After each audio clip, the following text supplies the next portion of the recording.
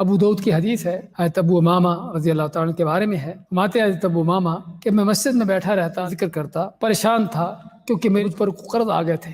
تو نبی اکرم صلی اللہ علیہ وسلم مجھے دیکھا، ابو امامہ تو مسجد میں بیٹھے ہوئے، کیا معاملہ، تیرا پریشان ہو؟ تو حضرت ابو امامہ نے بتایا کہ اللہ کے نبی صلی اللہ علیہ وسلم، اس انداز سے مجھے اوپر قرض آ گئے ہیں، پریشان ہوں، آپ مانتے کہ میں تجھ کو کوئی ایسے کلمات سکھاتا ہوں، ایسی دعا سکھاتا ہوں، اگر تو وہ دعا کہہ دے تو اللہ تعالیٰ تیرا غم بھی دور کر دے، تیرا قرض بھی ادا ہو جائے۔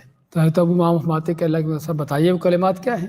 آپ مانتے کہ جب صبح اور شام یہ ذکر کیا کرو، یہ دعا پڑھا کرو۔ کیا دعا ہے؟ اللہم انی اعوذ بک من الہم والحزن واعوذ بک من العجز والکسل واعوذ بک من الجبن والبخل واعوذ بک من غلبۃ الدین وقہر الرجال، کہ اللہ تعالیٰ میں تجھ سے پناہ مانگتا ہوں ہر طرح کے غم سے، پریشانیوں سے، تجھ سے پناہ مانگتا ہوں ہر طرح کی کمزوری سے، ہر طرح کی سستی سے، تجھ سے پناہ مانگتا ہوں ہر طرح کی بزدلی سے اور کنجوسی سے، اور تجھ سے پناہ مانگتا ہوں قرض چڑھ جانے سے اور لوگوں کا مجھ پر تسلط اور غلبہ ہو جانے سے۔ بڑی عظیم دعا ہے۔ تو آپ فرماتے ہیں کہ صبح و شام یہ دعا پڑھا کرو۔ تو صبح و شام کے اذکار میں سے یہ دعا ہے جو ہمیں یاد ہونا چاہیے، پڑھنا چاہیے۔ ہے تو ابو امامہ فرماتے ہیں کہ میں نے یہ دعا پڑھی، اللہ نے میرا غم بھی دور کر دیا اور میرا قرض بھی ادا ہو گیا۔